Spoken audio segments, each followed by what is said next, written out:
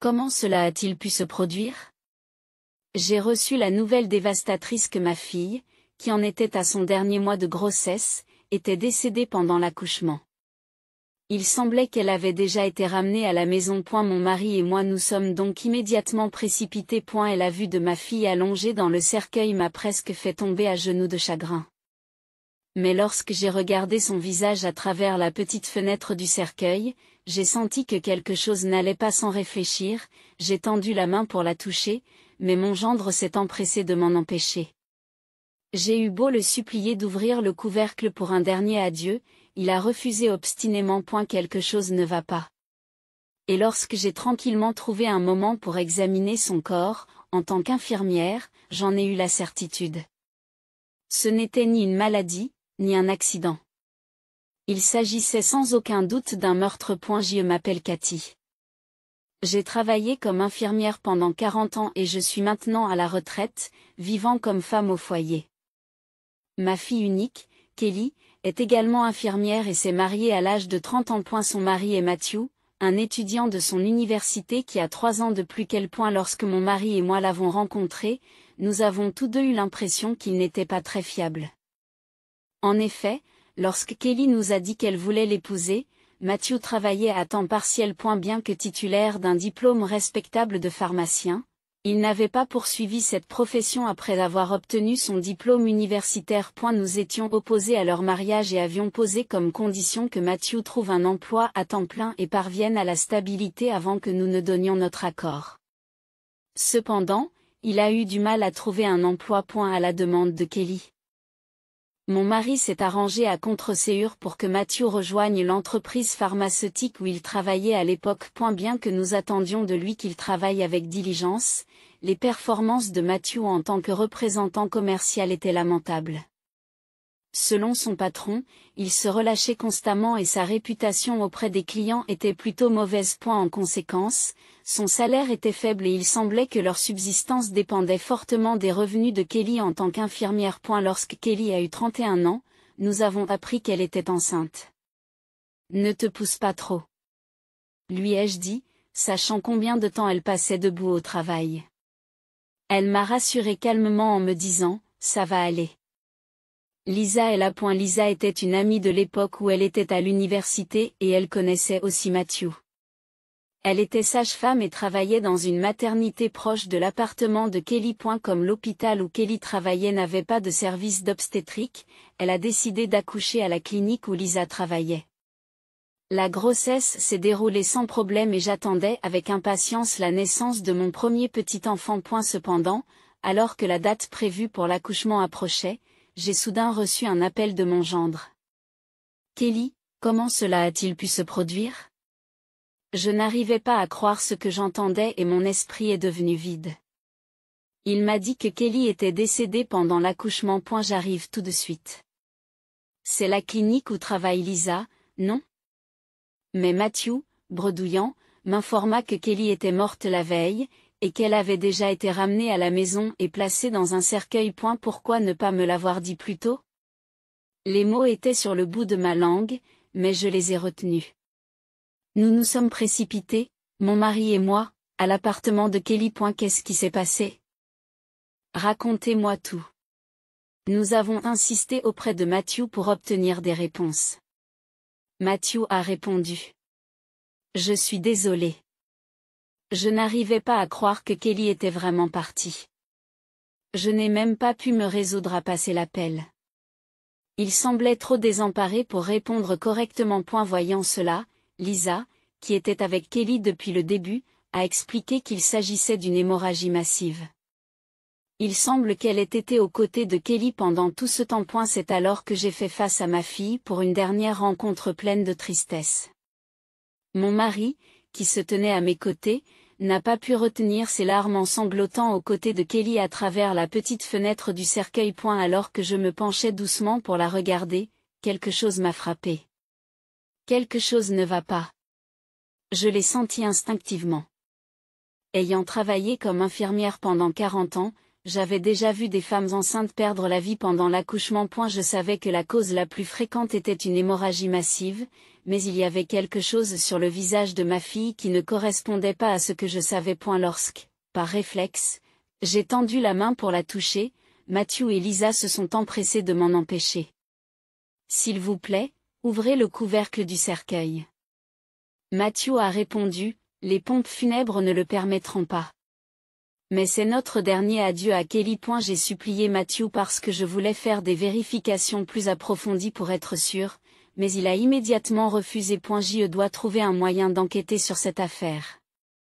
C'est dans cet esprit que j'ai demandé à Lisa d'aller acheter des boissons au supermarché voisin. Après son départ, j'ai fait signe à mon mari du regard. Et elle a semblé comprendre immédiatement et a trouvé un prétexte pour emmener mon gendre à l'extérieur. Profitant de l'occasion, j'ai ouvert le couvercle du cercueil et j'ai examiné le corps de ma fille. Le vague malaise que j'avais ressenti s'est rapidement transformé en certitude. Comme je m'en doutais, la prise de conscience a été si choquante que j'ai eu des vertiges et que j'ai eu du mal à tenir debout. À un moment où j'ai réussi à refermer le couvercle, ils sont revenus tous les trois de l'extérieur. Submergé par mes pensées, je fus soudain frappé par une vague de nausées. Je suis désolé, il faut que j'y aille. Je m'excusai et sortis précipitamment de la pièce, me dirigeant vers le parking de l'immeuble. Ne voulant pas être vu, je me suis accroupi derrière quelque chose et j'ai essayé de me calmer lorsque deux personnes se sont approchées. Elles n'ont pas semblé remarquer ma présence et ont commencé à se disputer. Non, c'est horrible. Leur conversation m'a permis de découvrir une autre vérité choquante. J'ai senti monter en moi une colère incontrôlable. Lorsque je suis retourné dans la chambre un peu plus tard, il semblait que Matthew venait de finir de discuter des arrangements avec l'entrepreneur de pompes funèbres. Ils m'ont dit, à demain, et ils sont partis. Demain ? Me demandant ce que cela signifiait, j'ai demandé à mon mari de m'informer que l'enterrement était prévu pour le lendemain. Il n'y a pas lieu de se précipiter. Et si c'est demain, il n'y aura pas assez de temps pour prévenir les amis et les connaissances de Kelly. À ma grande surprise, mon gendre s'est moqué. Cathy, tu ne le sais peut-être pas, mais les funérailles familiales sont la norme de nos jours. Nous n'avons pas besoin d'en faire toute une histoire.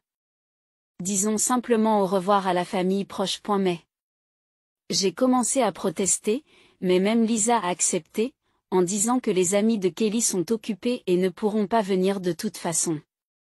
Bien qu'elle ait elle-même prévu d'y assister, elle n'a pas tenu compte de mes inquiétudes. Comprenant qu'il serait vain de discuter davantage, j'ai décidé de me dépêcher de rentrer à la maison.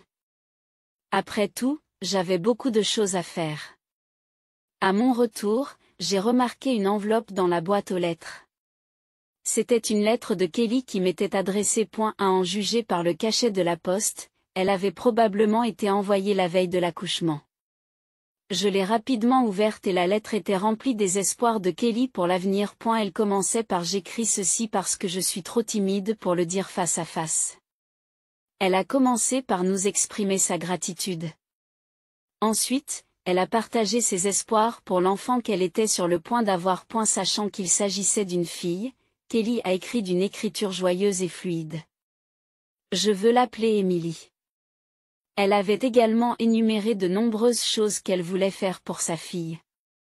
La lettre se terminait par je suis sûre que je compterai beaucoup sur toi dans les jours à venir. Maman, je te remercie d'avance. En relisant la lettre, mon mari et moi n'avons pas pu empêcher les larmes de couler. Après avoir pleuré à chaudes larmes, j'ai décidé de venger Kelly. Pour me préparer, j'ai commencé à contacter différentes personnes et à prendre les dispositions nécessaires. J'ai également confié une tâche importante à mon mari.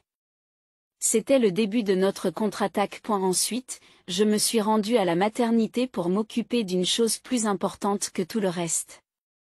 Et puis le lendemain est arrivé. C'était censé être le jour de l'enterrement familial, mais ni mon mari ni moi n'avons quitté la maison.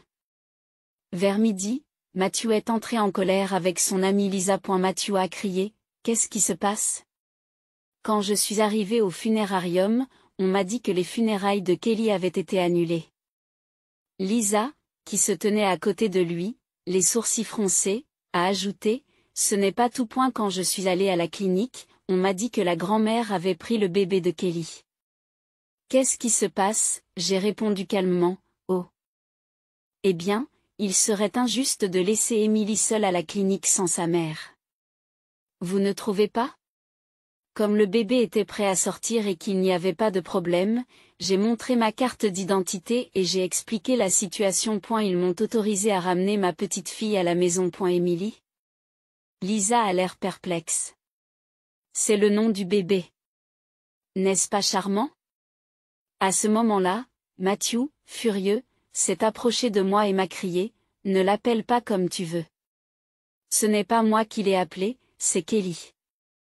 Tiens, vois par toi-même. » Je lui ai tendu la lettre de Kelly. Le visage de Matthew s'est crispé et il ne savait plus où donner de la tête. Matthew a bégayé. Si c'est le cas, très bien, mais à propos des funérailles. Je l'ai interrompu en lui lançant un regard noir. L'entreprise de pompes funèbres que tu as engagée avait une mauvaise réputation quand je me suis renseigné, alors j'ai changé pour quelqu'un que je connais. Le seul inconvénient, c'est que l'enterrement aura lieu dans une semaine, puisqu'ils n'ont pas d'ouverture plus tôt. Ce n'est pas grave, n'est-ce pas? Dis-je d'une traite. Les yeux de Matthew se sont rétrécis sous l'effet de la colère et il m'a lancé un regard noir. Ne fais pas les choses sans me consulter d'abord. Il s'est fâché. Y a-t-il un problème si les funérailles sont retardées? Demandai-je, le voyant marmonner de frustration, et il se tut. J'ai répondu que nous nous verrions dans une semaine. Et je les ai poussés vers la sortie. Ils sont partis à contre-séur. Une semaine plus tard, le lieu des funérailles était rempli de nombreuses personnes venues dire au revoir à Kelly. Lorsque j'ai contacté les amis de Kelly, ils ont tous pris le temps de venir lui rendre hommage. Une fois tout le monde rassemblé, je me suis avancée et j'ai pris place devant le micro. Je vous remercie tous d'être venus rendre hommage à Kelly aujourd'hui. Avant que les funérailles ne commencent, il y a quelque chose que je dois partager avec vous tous. Alors que je commençais à parler, Matthew s'est levé. Attendez. On ne m'a rien dit à ce sujet. A-t-il crié. Mais j'ai ignoré mon gendre et j'ai continué. Je dois vous faire part du testament de ma fille. Le testament? Quel testament? Matthew a été surpris, mais il a rapidement affiché un bref sourire. Sourire sournois.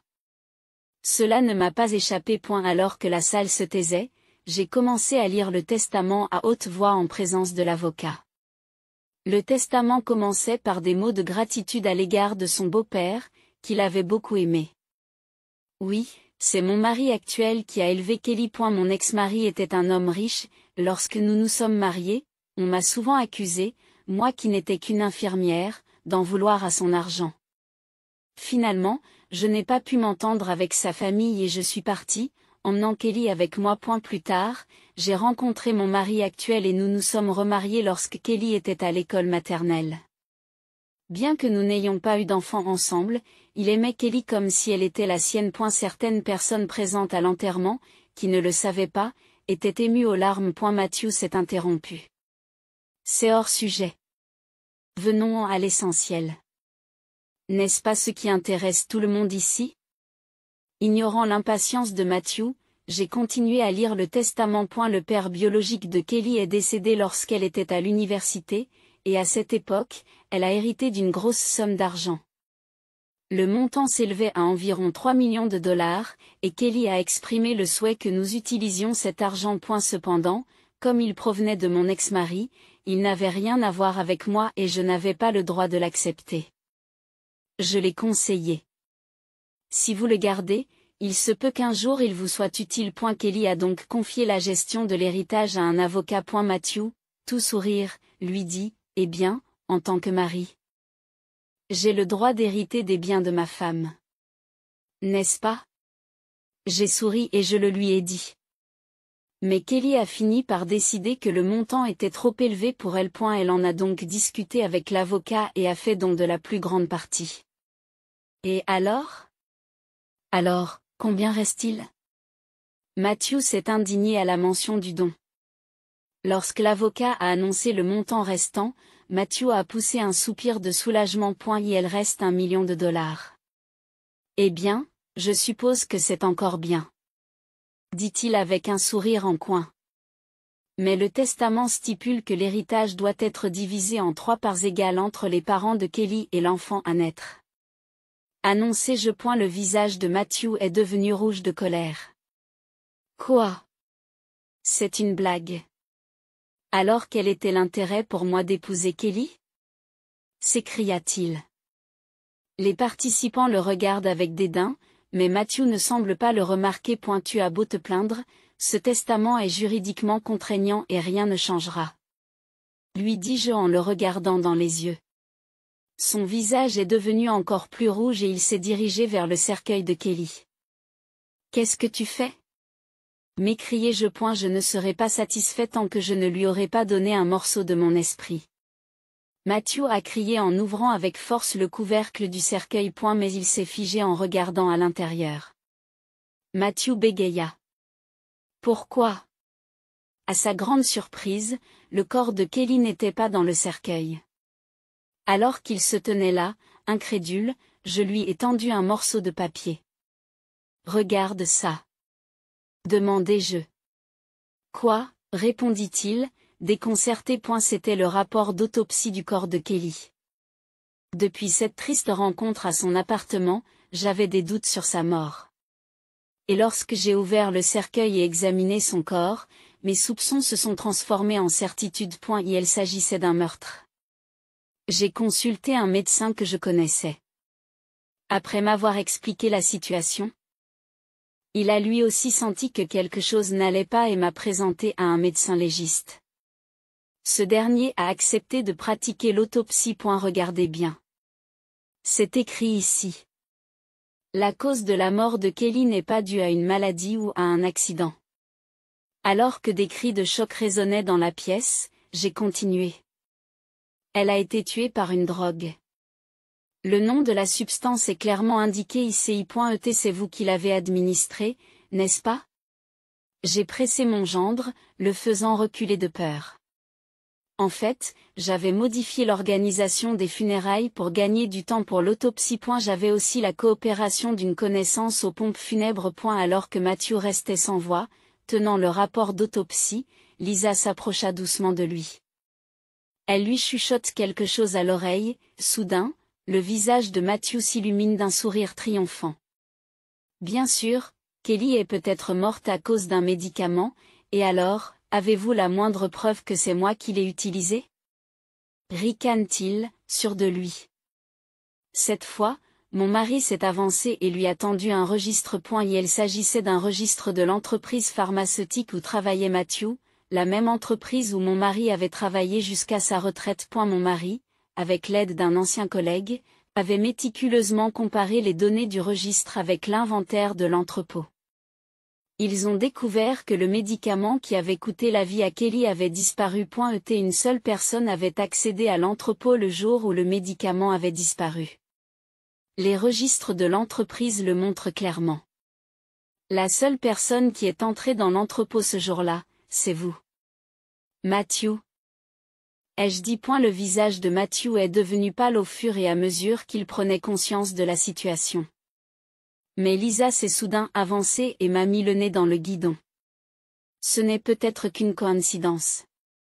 Tu ne peux pas être certain que le médicament utilisé sur Kelly provient de l'entreprise de Matthew. En entendant cela, je n'ai pas pu m'empêcher de rire. C'était un cas classique de trop en dire. Oh, alors vous l'appelez Matthew, n'est-ce pas? Je croyais que vous l'appeliez par son nom de famille. Fis-je remarquer. Le visage de Lisa s'est crispé et elle a commencé à paniquer. Alors? C'est juste une habitude qui date de l'époque où nous étions à l'université. Elle a bégayé pour se défendre. Sans répondre, j'ai sorti mon téléphone de ma poche et j'ai lancé un enregistrement audio. Il s'agit d'une conversation entre deux personnes, un homme et une femme. Ce sont les voix de Matthew et Lisa, n'est-ce pas? Demandai-je de manière rhétorique, même si la réponse était claire. Dans l'enregistrement, ils s'appelaient Matthew et Lisa. J'avais mis le volume au maximum, de sorte que toute la conversation résonnait dans la salle funéraire. Leur dispute a été enregistrée dans les moindres détails. Oui, les deux personnes qui se disputaient sur le parking ce jour-là, alors que j'étais prise de nausées, étaient Matthew et Lisa. Consciente que cela pouvait servir de preuve, j'avais rapidement activé l'enregistreur vocal de mon téléphone et capturé leur conversation. J'aurais pu remettre cet enregistrement à la police sur le champ, mais j'ai hésité, craignant qu'elle ne détruise d'autres preuves. Au lieu de cela, j'ai décidé de poursuivre l'enquête de mon côté. Bien sûr. Une partie de moi voulait aussi se venger personnellement. L'enregistrement audio montrait clairement qu'ils avaient pris la vie de Kelly pour son héritage et que Matthew et Lisa avaient une liaison. Depuis qu'ils avaient découvert que Kelly avait hérité d'une somme importante pendant ses années d'université, ils attendaient une occasion de se débarrasser d'elle. La grossesse de Kelly leur a offert cette opportunité. C'est Lisa qui a conseillé à Kelly d'accoucher à la clinique où elle travaillait. Pendant le chaos de l'accouchement, Lisa a injecté à Kelly la drogue que Matthew lui avait fournie. Vous avez même essayé de prendre la vie de l'enfant en même temps que celle de Kelly, la laissant souffrir. J'ai accusé. Bien sûr. Si nous ne l'avions pas fait, la part de Matthew aurait été moindre. A répondu Lisa, sans hésiter. Puis le médecin à temps partiel est allé opérer Kelly en urgence, sauvant ainsi le bébé. Quel dommage. L'attitude nonchalante de Lisa, lorsqu'elle a dit cela, m'a fait ressentir plus que de la colère. Elle m'a rempli de tristesse. C'était déchirant d'entendre des paroles aussi insensibles de la part d'une personne dont la profession consiste à sauver des vies. Matthew a ajouté, s'il n'y avait pas eu ce gamin, j'aurais aussi reçu cet argent. Il avait même demandé à Lisa de retirer le bébé de l'hôpital et de s'en débarrasser.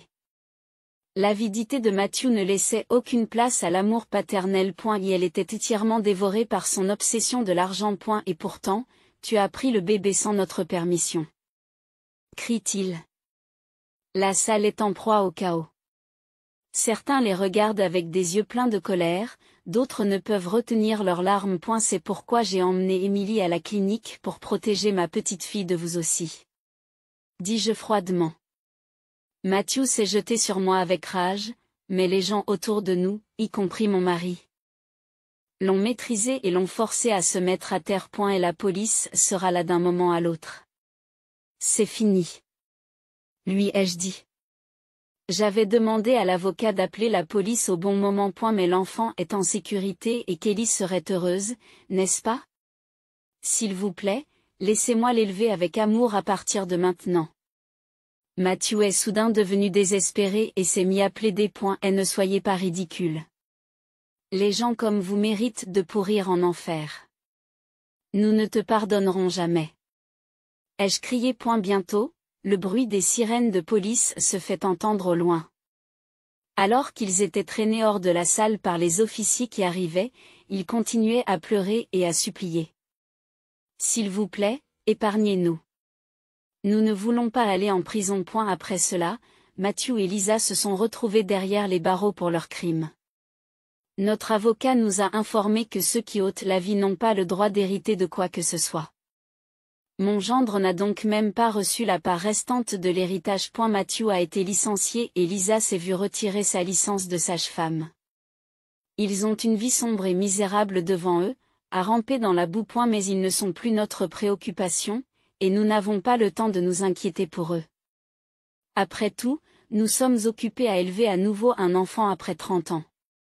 Et je dois dire que c'est incroyablement satisfaisant et joyeux. Nous avons décidé d'utiliser tout l'héritage de Kelly pour l'avenir d'Emily.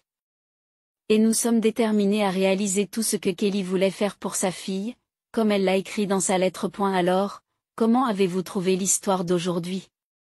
N'oubliez pas de vous abonner à la chaîne. Rendez-vous dans la prochaine vidéo.